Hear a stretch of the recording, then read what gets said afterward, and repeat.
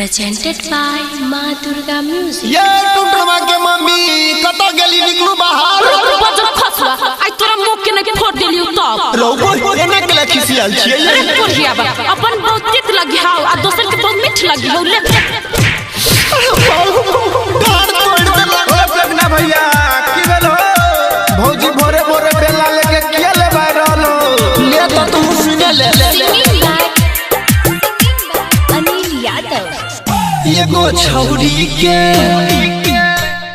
छौरी के दलिया मिठाई मौगी बेलना से करैया पिटाई एगो छौरी के दलिया मिठाई मौगी बेलना से करैया पिटाई नहीं सुनैया बात खाली मारैया बात मांगी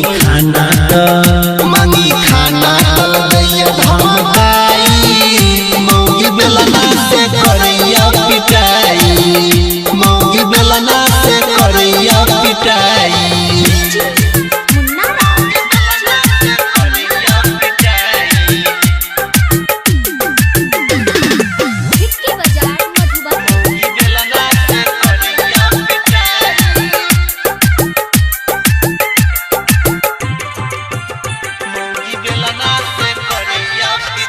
फोटो रही मोबाइल में देखल यार हमर मौगी छैयरवा बड़ा होशियार फोटो रही मोबाइल में देखल यार हमर मौगी छैयरवा बड़ा होशियार केलक कोनो तो ललकई उठाई मौगी बेलना से करैया पिटाई एगो छौरी के दलिया मिठाई मौगी बेलना से करैया पिटाई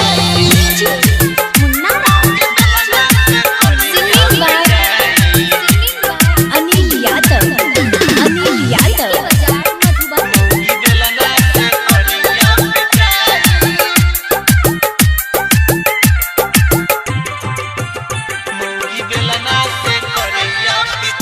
सनी अनिल बताबै की करियै उपाय जाके परवीन देवेंद्र दहिन समझाय सनी अनिल बताबै ने कोनो उपाय जाके परवीन देवेंद्र दहि तू समझाय नहीं तो नहीं रासा नहीं रासा भाई के बोलाई मौगी बेलना से करैया पिटाई एगो छौरी